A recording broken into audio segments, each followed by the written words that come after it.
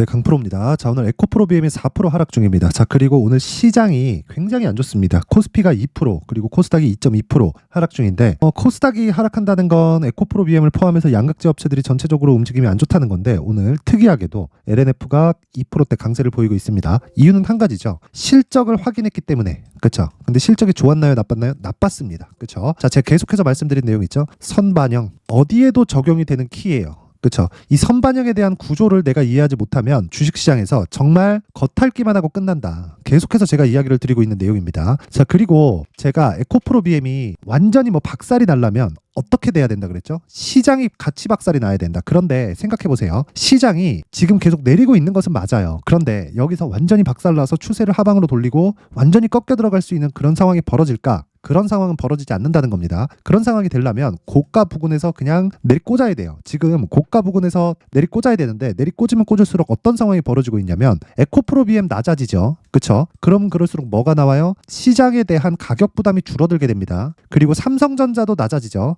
그쵸? 그럼 뭐가 나와요? 가격 부담이 줄어들게 됩니다. 자, 그럼 여기서 미증시를 딱 갖다 붙여서 우리가 생각을 해보면 엔비디아 오늘도 강세를 보였고요. AMD 같은 경우에 오늘 8% 상승했습니다. 자, 그러면 지금 내리고 있는 하락하는 그 요인은 에코프로 BM이 비싸다 싸다 그 이야기가 아닌 겁니다. 자, 한국 시장만의 고유의 악재가 존재한다. 그게 태형건설이에요. 태형건설. 자, 태형건설이 엄청난 기업이라서 한국 시장에 영향을 엄청나게 미치고 있다. 이게 아닌 겁니다. 태형건설로 인해서 그쵸, 추가적으로 채권 쪽에 위험이 갈 수 있고요. 그럼으로 인해서 우리가 채권에 대한 부분이 터져 나갔을 때 증시에까지 수급적인 영향을 줄 수 있기 때문에 지금 조정이 계속 진행되고 있는 건데, 그런 조정도 오늘이 거의 마지막이라고 보시면 됩니다. 보통 투매가 2번 나와야 되는데 일단 어저께도 장 초반에 투매가 한번 나왔고요. 오늘도 거의 투매급의 움직임이 나오고 있죠. 그쵸? 이런 부분을 감안하면요, 이제는 저가 구간에 왔고, 여기서 제가 계속해서 말씀드렸어요. 제가 이거 12월 달부터 말씀드렸는데 에코프로 BM이 추가적으로 하락하더라도 26만 원을 이탈하기는 어렵다. 그리고 26만 원을 이탈하기 위해서는 에코프로 BM이 자력으로 하락하는 게 아니라,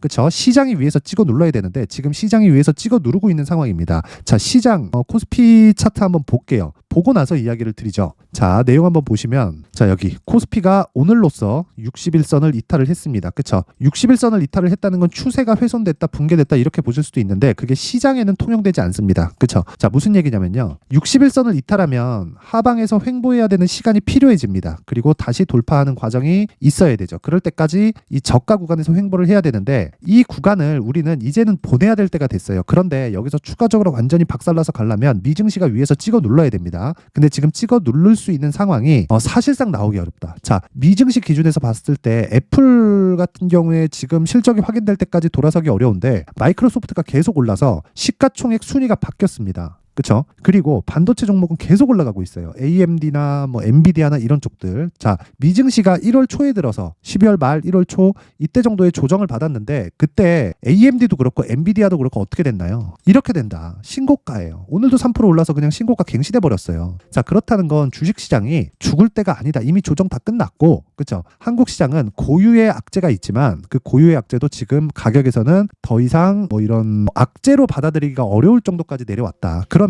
답은 하나예요. 지금 우리가, 그쵸, 가격대를 정확히 설정해서 보자. 그 얘기 말고는 정말 중요한 게 없습니다. 그쵸? 자, 그래서 그 가격대에 대해서 집중을 했을 때 제가 선반영 구조에 대해서 이야기를 드렸고, 그 선반영 구조에 대해서는 다시 말씀드리지만 신고가부터 진행이 됩니다. 자, 그러면 다른 신고가 종목을 어떤 식으로 매매했을 때 어떤 매매를 할 수 있는지 한번 체크해보고 제가 에코프로 BM에 대해서 다시 이야기를 드릴게요. 자, 오늘, 그쵸, 1월 17일이에요. 그리고 여기는 강프로의 무료 소통방이고 지금 1700분 정도가 함께하고 있습니다. 자, 내용 한번 보면 1월 17일 대한해운 시장가 매수 8시 50분, 그쵸, 장 시작 전에 진행이 된 내용이고요. 그리고 대한해운, 자, 내용 보시면 오늘 26%대 강세 구간에 들어왔습니다. 하루에 거의 한 20% 수익 구간에 있다. 그쵸, 장중 상한가가 나왔는데 이탈하고 오늘 상한가를 가도 되고 안 가도 됩니다. 저는 매수하는 그 시점 자체가 신고가를 기반해서 매매를 진행하기 시작을 하고요. 그리고 나서 하락할 때까지 팔지 않아요. 그리고 기준치, 즉 보유하는 기준치는 무조건 2주 안에 내가 매도해도 수익을 볼 수 있는, 최소한 손실을 보지 않을 수 있는 가격대를 잡는 게 매매의 핵심 내용입니다. 자, 이런 매매를 하기 위해서, 즉 하루에 진짜 20%씩 막 터지죠. 자, 정확하게 8시 50분에 진행된 내용이고요. 1월 17일 시장가 매수 대한해운, 그쵸, 정확하게 돼 있죠. 이런 매매를 했을 때 내가 하루에 20%씩 수익을 볼 수 있는데 모든 매매가 이렇게 되는 건 아니다. 하지만 이런 매매는 모두, 즉 시장의 주도주는 모두 신고가를 거쳐가기 때문에 우리가 신고가에 대해서 이해를 했을 때만 무조건 시장의 주도주를 잡을 수 있다. 모든 매매, 내가 하는 모든 매매가 이렇게 된다는 건 아니지만요. 시장의 주도주가 되는 모든 종목들은요, 무조건 신고가를 거쳐 간다는 겁니다. 그래서 우리가 신고가를 추적하고 관찰해서 신고가 포트폴리오를 구성해야 된다는 건 이미 시장에서 결정이 난 거예요. 그쵸? 자, 그리고 자, 보세요. 어저께도 롯데정보통신, 그쵸? 1월 16일 날 진행이 됐다. 보세요. 롯데정보. 보면 오늘도 시장이 급락하는데 안 빠져요. 물론 하락하긴 한다. 근데 시장이 코스피 1.9% 지금 현재 시간 대비해서 코스닥 2.1% 이런 식으로 빠지는데 어떻게 됐습니까? 롯데정보통신 오늘 1.3%밖에 안 빠져요. 그리고 어저께 정확히 똑같죠. 신고가 종목은 그냥 시가에 사는 겁니다. 하지만 종목 선별에 대한 기술은 필요하겠죠. 가격을 정확히 잡아내야 되니까. 자, 그랬을 때 어떻게 돼요? 롯데정보통신 8시 54분 시장가 매수. 무슨 소리예요? 시가에 때려 사라는 거죠. 그쵸? 그러면 어저께도 그쵸? 거의 한 3%에서 4% 정도 수익 구간에 끝났고 신고가를 달성한 첫날이 그쵸? 요 날입니다. 1월 10일. 근데 이날에 원래 매수를 들어갔어야 되는데 제가 다른 종목을 한다고 못했어요. 그래서 정확하게 시작 시점은 요날, 그쵸? 1월 12일 날 제가 진행을 한 겁니다. 자, 그래서 1월 12일 날의 내용을 보면 1월 12일 시장가 매수, 그쵸? 8시 49분. 이것도 똑같죠? 그리고 흥하해운 얼마나 강한지, 그쵸? 지금 오늘도 큰 폭으로 상승을 하고 저는 하락할 때 매도하기 때문에 매도했고 오늘 대한해운으로 바꾼 겁니다. 자, 상황 보세요. 8시 49분 시장가 매수 똑같죠? 그쵸? 정확하게 이때부터 공략이 시작된 겁니다. 39,000원대. 지금 얼마예요? 시장이 급락하는 과정에서도 43,000원. 오늘 종가 하락하잖아요. 그냥 매도하고 나오면 됩니다. 항상 스윙은 이런 관점으로 매매를 진행해야 되고 이 기준이 되는 건 무조건 신고가다. 내가 신고가 종목에 대해서 정말 잘 모르겠으면 와서 배우세요. 이번 기회에 제가 1월 이벤트로 무료로 입장을 시켜드립니다. 원래 입장 인원 제한을 받고 있었는데 신년도 됐고 제가 무료로 그쵸? 오픈을 하고 있으니까 이번 기회에 들어오세요. 그렇죠. 자, 제가 소통방에 대해서 제가 특징점 2가지를 말씀드릴게요. 첫 번째, 지금까지 말씀드렸던 무료로 진행한다는 점. 그리고 두 번째, 신고가 종목만 매매를 한다는 점. 신고가를 해야 되는 이유에 대해서는 제가 계속해서 지금까지 이야기를 드렸고 무료로 하는 이유는 채널 성장이 목적입니다. 자, 그래서 돈 안 받아요. 돈 안 받고 구독과 좋아요 꼭 좀 부탁드리고요. 상단에 있는 전화번호로 참여라고 문자를 보내주시면 제가 소통방 입장 링크를 순차적으로 공유를 해드리도록 하겠습니다. 자, 그리고 신년 이벤트 하나 더 나갑니다. 자, 제가 계속해서 신고가에 대해서 강조를 드렸기 때문에 그쵸?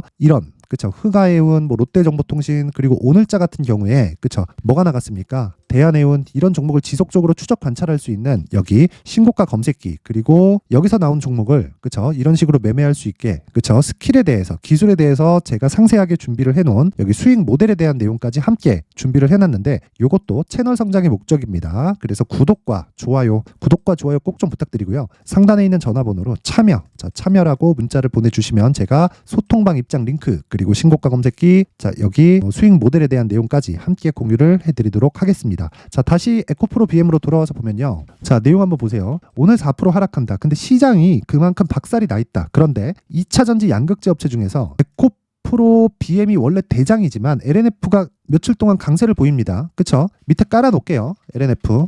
자, 내용 한번 보세요. 어떻습니까? 상대적인 강세를 보이고 있죠. 근데 LNF는 에코프로 BM을 넘어갈 수 없습니다. 절대로. 하지만 상대적인 가격대가 낮아요. 평가치 자체가 낮아요. 그렇기 때문에 실적이라는 적자가 나왔지만 그쵸? 적자가 2,800억이 나왔습니다. 무려 분기당 적자가. 그런데도 불구하고 주가는 반등한다. 왜? 그동안 상대적인 약세 구간에 있었기 때문에 결국에 대장은 에코프로 BM이 될 거예요. 근데 에코프로 BM은 시장 외적인 움직임을 보일 수 없기 때문에 지금 약세를 보이고 있는 거고 LNF 같은 경우에는 에코프로 BM보다는 시장 측면에서 훨씬 더 가볍죠. 그렇죠? 자유로울 수 있다. 그래서 우리가 체크해야 되고 생각해야 되고 봐야 되고 추적 관찰해야 되는 건 철저하게 가격이고요. 당장에는 여기 LNF의 주가가 상대적인 강세를 보일 수 있지만 최종적으로는 에코프로 BM에 의해서 에코프로 BM이 다 빠졌기 때문에 추가적으로 하락하기가 어려운 가격대까지 내려왔기 때문에 여기 2차전지 양극재 업체들이 전체적으로 반등을 보이고 있는 거고 에코프로 머티리얼즈까지도 반등을 보이고 있는 겁니다. 자, 그러면 2차전지 양극재 업체를 내가 공략하기 위해서는 에코프로 BM을 지속적으로 가격 추적을 해야 된다는 거고, 그 내용을 제가 여기 에코프로 BM의 가격 그리고 단기 보유 전략으로 준비를 해온 겁니다. 자, 긴 이야기 드리지 않겠습니다. 단기 보유 전략 2주 안에 내가 수익을 볼 수 있는 가격대를 잡는다. 이게 핵심이고, 이 내용을 제가 여기 20페이지에 걸쳐서 상세하게 준비를 해놨는데 영상에서 이야기를 드리면 너무 긴 이야기가 될 수 있고요. 한 2시간, 3시간 정도 이야기를 계속 해야 됩니다. 그래서 편의를 위해서 제가 이런 식으로 긴 내용으로 준비를 해온 거고, 이것도 역시나 채널 성장의 목적입니다. 자, 그래서 구독과 좋아요 꼭 좀 부탁드리고요. 상단에 있는 전화번호로 BM이라고 문자를 보내주시는 분들에 한해서만 제가 에코프로 BM의 가격 그리고 단기 보유 전략을 함께 공유를 해드리도록 하겠습니다. 자, 항상 시청해주셔서 감사드리고요. 무엇보다 제가 신고가에 대해서 계속 강조를 드리고 있는 만큼, 그쵸? 제가 12월 달부터 진행하고 있는 신고가 주도주가 있습니다. 그 종목을 어떤 관점에서 그리고 얼마에, 그리고 뉴스나 모멘텀 상승하는 이유에 대해서 어떻게 제가 파악을 했고 앞으로는 어떤 식의 파악이 가능한지, 그리고 다른 종목에는 어떤 식으로 접목을 시켜야 되는지를 상세하게 내용 준비를 해놨으니까 영상 끝까지 시청하시고요. 모든 분들이 성공 투자하셨으면 좋겠습니다. 네, 올 한 해를 뒤돌아 보니까 구간별로 큰 수익이 나왔었던 종목들이 꽤 많이 보입니다. 1월 달에는 AI 관련주들이 있었고요. 그리고 2월 달부터는 2차 전지가 계속해서 강세를 보였죠. 자, 그리고 나서 3월 달이 되니까 AI 반도체 관련주들이 신고가를 만들면서 5월 달부터 시세를 큰 폭으로 냈죠. 저가부터 따진다면 한미반도체와 같은 종목들도 올 한 해 6배 정도의 시세가 나왔습니다. 혹시라도 올해 수익을 보지 못하신 분들이 있다면요, 어떻게 시세가 움직이는지 반드시 익혀 놓으셔야 되고요. 만약에 그런 부분이 아직 준비가 되어 있지 않다면 어중간한 종목들 사고팔고 하지 마시고요. 딱 한 종목에 비중을 제대로 넣어서 확실하게 수익을 보는 방법이 필요합니다. 자, 그래서 제가 23년 12월 달 강프로의 대시세 종목을 준비를 해왔고요. 이 종목은 대기업을 상대로 안정적인 매출 구조를 갖추고 있는 데다가 이 규모가 40%를 넘나들고요. 호황기 때는 50%를 넘나드는 역대급인 이익 구조를 갖추고 있어서 대체 불가능한 기업이라고 보셔야 됩니다. 자, 지금 현재 주요 거래처는요, 삼성전자, 인텔, 하이닉스, TSMC, 엔비디아까지 모든 반도체 업체를 고객사로 확보하고 있는 상황이고요. 이 재무제표 상황을 보면요, 이익률 자체가 넘사벽인 걸 알 수 있습니다. 넘을 수 없다는 거겠죠. 첫 번째 급등 포인트를 보면요, 앞서서 보여드렸었던 실적은요, 23년도 개화 시기에 접어들었었던 AI 반도체 실적이 포함되지 않은 실적입니다. 자, 그런데 올 한 해 개화 시기에 접어들었었던 새로운 반도체의 실적치가 더해지면요, 질적인 성장보다 양적인 증가가 함께 이루어지게 되고요. 그런 부분을 한미반도체가 이미 시세로 보여줬죠. 저가부터 6배 강세를 보인 상황이 있습니다. 강프로의 무료 소통방이죠. 어떻게 매매를 했느냐? 5월 25일 날, 그쵸? ISC를 49,800원에 매수를 했고요. 자, 그리고 나서 2달도 되지 않아서 한 100% 정도의 수익을 만들어냈습니다. 자, 근데 6월 2일 날 내용 한번 확인해 보시면, 자, 한미반도체 26,000원까지 올려서 잡겠다는 내용이 있죠. ISC와 함께 새로운 반도체 관련 종목입니다. 이때 당시 가격이 25,650원이었는데 그냥 올려서 잡으라는 거겠죠. 지금 현재 한미반도체 가격이 62,000원인 걸 본다면요, 항상 주가는요, 신고가 이후에 공략하는 것이 좋고, 그랬을 때 단기간에 100% 수익이 가능한 구조를 만들 수 있습니다. ISC도 그렇고 한미반도체도 마찬가지예요. 당연히 에코프로도 마찬가지입니다. 두 번째 급등 포인트를 보면요, 자, 개인용 PC를 비롯해서 서버, 클라우드, 그리고 우리가 사용하는 스마트폰까지 기본적인 PC 구조와 동일하고요. 새로운 반도체의 구조도 동일한 구조를 갖추고 있습니다. 자, 근데 한미 반도체의 상승 이유도요, 이러한 구조가 동일하게 진행되기 때문이고, 이 구조는 절대로 바뀔 수가 없습니다. 11월 달에 새로운 뉴스가 나왔습니다. 자, 온 디바이스까지 더해지면 비메모리의 사용처는 계속해서 증가할 것은 너무 당연한 이야기고요. 그런 부분을 감안했을 때 이 기업은요, 질적인 부분에 대한 성장이 아니라 양적인 증가까지 이룰 수 있는 상황이 된 겁니다. 한미반도체의 시세를 보면 아직은 굉장히 저렴한 상태를 유지하고 있고요. 세 번째 상황을 보면요, 엔비디아의 실적인데요, 이건 올해 초 대비해서 4배 정도의 상승폭이 나왔고요. 주가도 그 정도가 당연히 올랐죠.